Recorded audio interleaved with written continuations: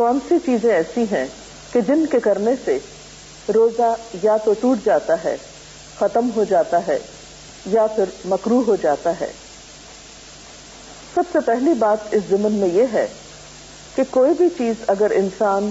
جان بوجھ کر اپنے حلق سے اسٹمک تک لے جائے تو اس سے روزہ ختم ہو جاتا ہے۔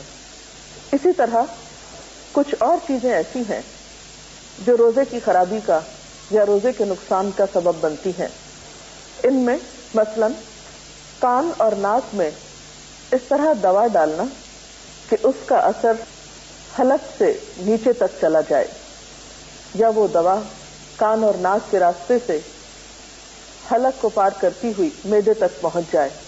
یعنی ایک چیز آپ نے کھائی نہیں لیکن ناک کے راستے وہ وہی عمل کر رہی ہے جو منہ کے راستے کوئی چیز معدے میں داخل کرنے سے ہوتی ہے۔ لیکن اگر کوئی دوا حلق تک نہیں پہنچتی، یا کوئی چیز آپ کان میں ڈالتے ہیں اور وہ حلق تک نہیں جاتی یا حلق سے معدے تک نہیں جاتی، تو اس میں حرج نہیں ہے۔ حضرت حسن رضی اللہ تعالیٰ عنہ فرماتے ہیں روزہ دار کے لیے ناک میں دوا ڈال لینے میں حرج نہیں اگر وہ حلق تک نہ پہنچے، یعنی بعض دوائیں تھک ہوتی ہیں یا صرف ظاہری حصے پر لگائی جاتی ہیں یا شروع کے حصے میں ہی لگائی جاتی ہیں، تو اس سے روزے کو نقصان نہیں ہوتا۔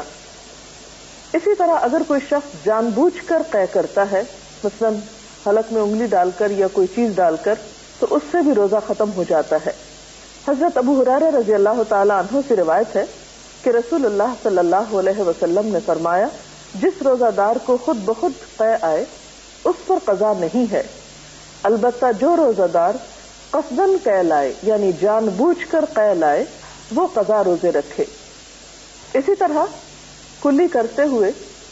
اگر حلق میں پانی چلا جاتا ہے اور حلق سے اندر چلا جاتا ہے تو اس سے بھی روزہ ٹوٹ جاتا ہے۔ حضرت لقیط بن صبرہ سے روایت ہے کہ میں نے کہا یا رسول اللہ صلی اللہ علیہ وسلم وضو کے بارے میں مجھے کچھ بتائیے۔ آپ نے فرمایا وضو پورا کرو، انگلیوں کے درمیان خلال کرو اور ناک میں اچھی طرح پانی ڈالو، لیکن اگر روزہ ہو تو پھر ایسا نہ کرو کیونکہ اس میں اندیشہ یہ ہے کہ پانی حلق سے معدے میں پہنچ جائے گا۔ اسی طرح